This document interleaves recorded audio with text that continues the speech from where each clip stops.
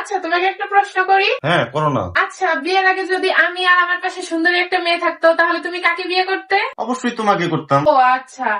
আচ্ছা, যদি আমার গায়ে কাদা, ময়লা, তারপরে নালার জল এইসব লেগে থাকতো আর আমার পাশে সুন্দরী একটা মেয়ে থাকতো, তাহলে তুমি কাকে বিয়ে করতে?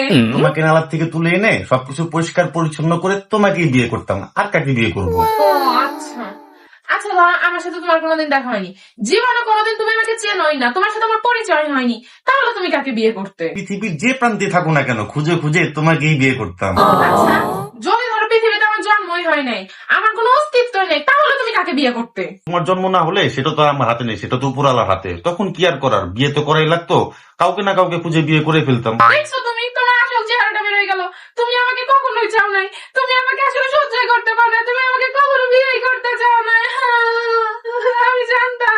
আমি জানতাম তুমি ঠিক এটাই করবে।